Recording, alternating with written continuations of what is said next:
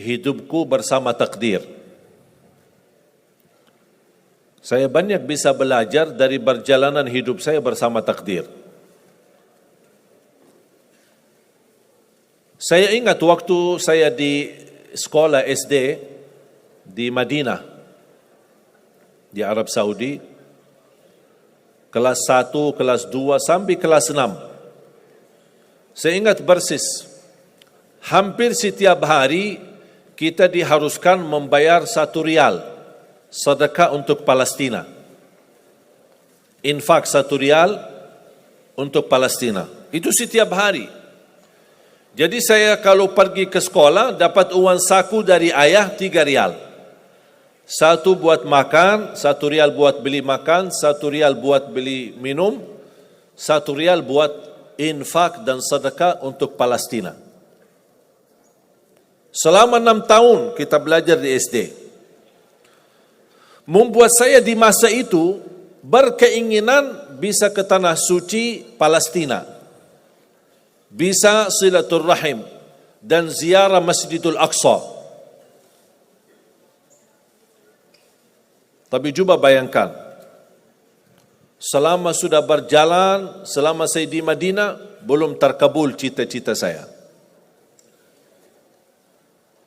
2008 saya dapat panggilan menjadi imam tarawih di Masjid Agung Sunda Kelapa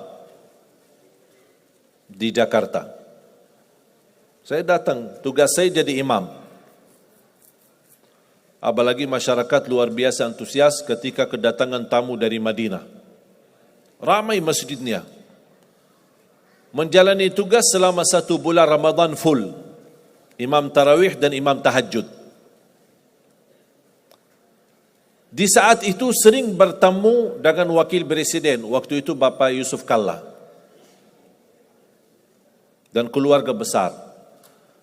Ternyata sebagai orang asing, alhamdulillah dapat kemudahan, dapat fasilitas izin tinggal di Indonesia. Membuat saya kalau mau ke Indonesia tidak perlu visa lagi. Jadi bebas ke Madinah, mudik sebentar, balik lagi ke Indonesia. Lama kelamaan betah di Indonesia. Apalagi gara-gara ibu-ibu di Indonesia.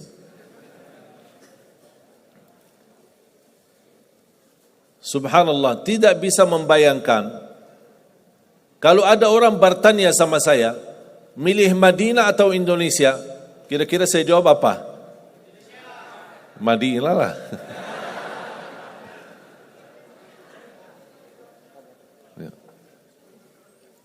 Madinah tanah suci. Salat di Masjid Nabawi 1000 kali lipat dibanding salat di Masjid Istiqlal. 1000 kali lipat. Salat di Masjidul Haram 100.000 kali lipat.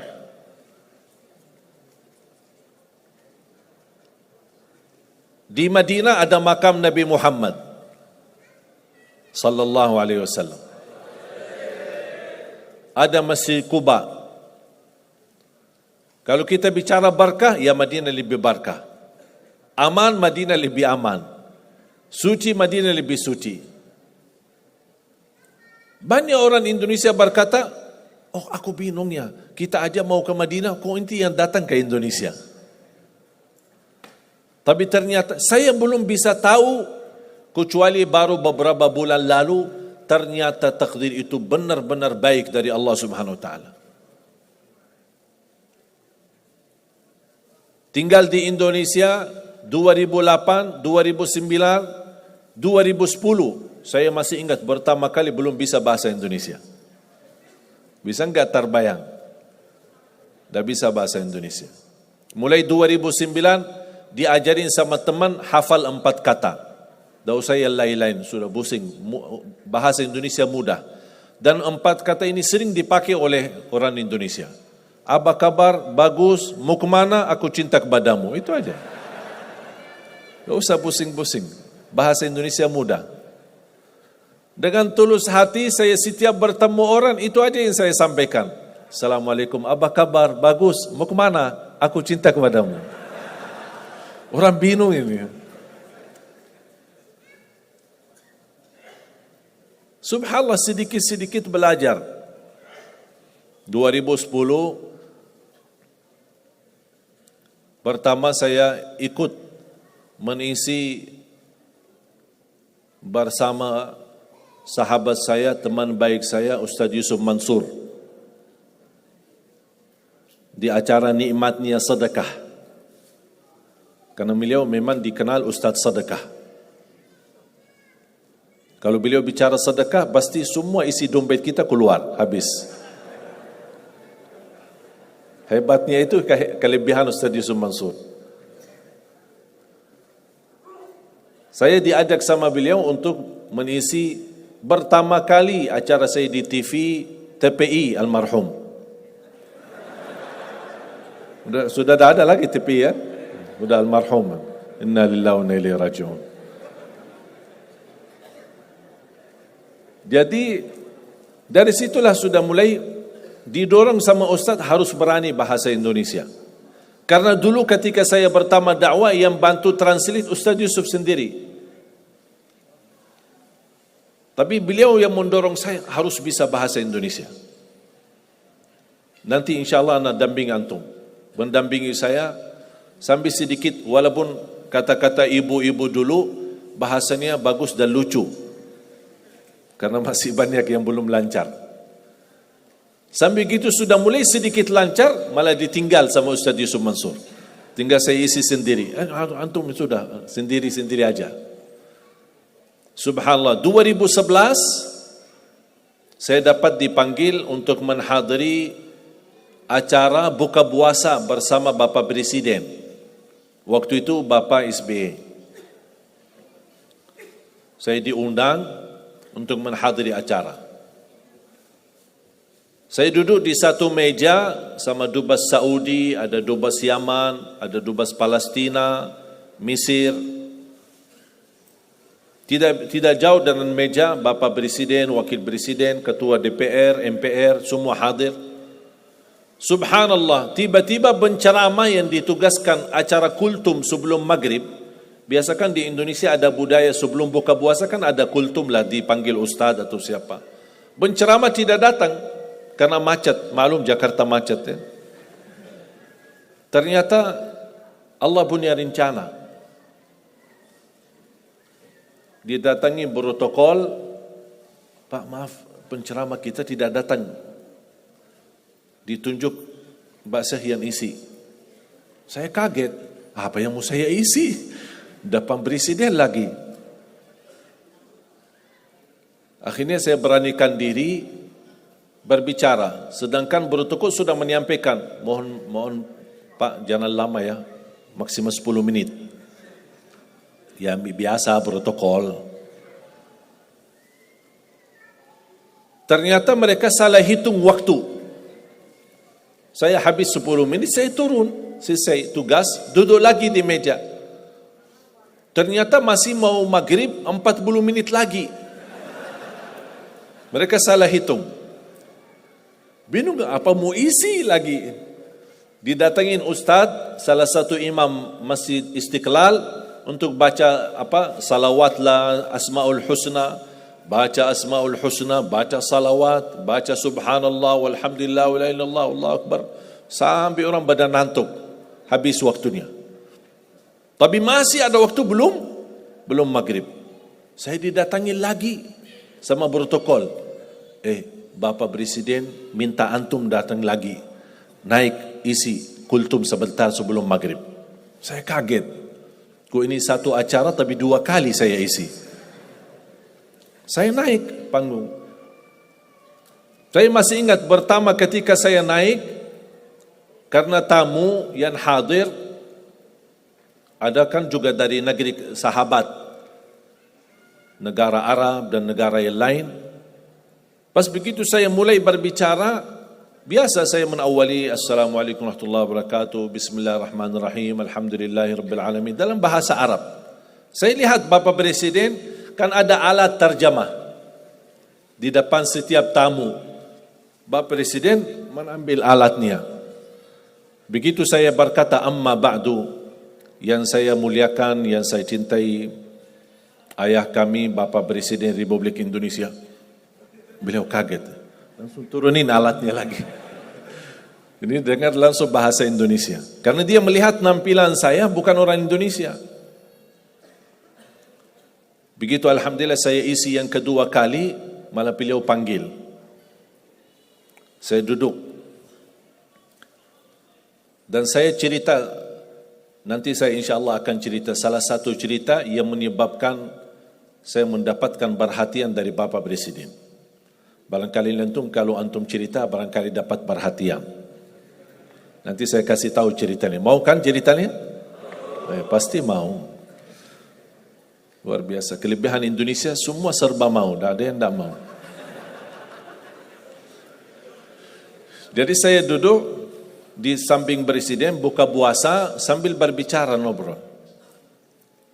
Dan subhanallah saya mendapatkan kejutan yang luar biasa. Langsung beliau berkata, mau enggak warga negara Indonesia? Saya jujur saja kaget. Karena sebelumnya, sebelum kejadian ini, ada yang menawarkan membantu untuk proses warga negara Indonesia, tapi minta 150 juta. Tapi Allah kasih saya gratis. Dan Presiden langsung yang menawarkan. Sambil bahasa beliau apa? Kami sudah memberi warga negara kepada pemain bola, sampai sekarang belum berjuara. Kalah mulu. Pas sudah sampai ke final, kalah lagi. Mudah-mudahan kami memberi warga negara, mudah-mudahan bisa bermanfaat untuk Indonesia. Saya ingat persis bahasa beliau. Bahkan setiap saya bertemu beliau di acara besar atau Hari Raya Idul Fitri, pasti beliau ketika melihat saya, Alhamdulillah, terima kasih sudah menjadi warga negara Indonesia. Saya bilang, terima kasih Bapak yang memberikan warga negara Indonesia.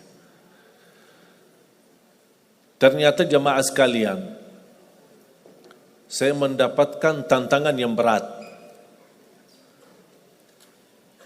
Warga negara Indonesia ada proses. Salah satu persyaratan buat surat pernyataan mundur diri dari warga negara Arab. Di situ tantangannya. Apakah saya milih warga negara Arab atau milih warga negara Indonesia? Habis saya musyawarah sama orang tua, guru-guru saya di Madinah, mereka semuanya mendorong bismillah. Yang penting bermanfaat. Dimanapun berada bermanfaat. Saya beranikan diri membuat surat pernyataan mundur diri dari warga negara Arab menjadi warga negara Indonesia. Ternyata keputusan ini menjadi takdir. Dan takdir itu baik. Berjalan dalam berdakwah di Indonesia, diberikan kemudahan bahasa. Coba mohon maaf bayangkan, kalau saya masih bahasa Arab, gimana? Minat enggak entah hadir? Malas. Dan ngerti bahasa Arab lagi. Bagi translate lagi, lama lagi. Dan nyambung lagi, malas deh. Tapi alhamdulillah, karunia dari Allah memberikan kemudahan bisa bahasa Indonesia. Berdakwah langsung dari hati ke hati. Ternyata menjadi warga negara Indonesia menjadi karunia dari Allah Subhanahu wa taala. Kenapa menjadi karunia? Karena 2017 saya mengundang seorang imam besar dari Palestina, imam besar Masjidul Aqsa. Kami undang kemari datang ke Indonesia. Isi bersama-sama di Damai Indonesiaku TV One. TV One, eman, beda. Bersama-sama isi. Beliau begitu bertemu dengan saya, beliau terkejut. Pakaian Arab, wajah Arab, tapi bahasa-bahasanya Indonesia. Lancar lagi bahasa Arab. Beliau mendapatkan perhatian bersama beliau. Di mana beliau pergi, saya mendampingi beliau. Allah buka hatinya, beliau undang saya datang ke Palestina.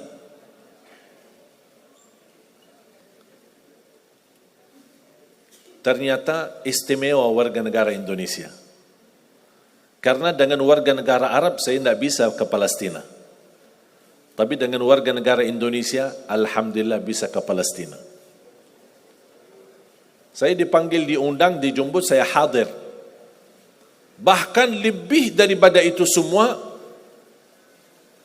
ketika saya dibawa sama beliau salat maghrib di Masjidil Aqsa, dan tanpa diberitahu, tidak dikasih tahu sebelumnya, tidak diinformasikan, pas muazzin sedang iqamat, qad qamatis salah, beliau imam besar Masjidil Aqsa dari belakang mendorong saya ke mihrab menjadi imam salat maghrib.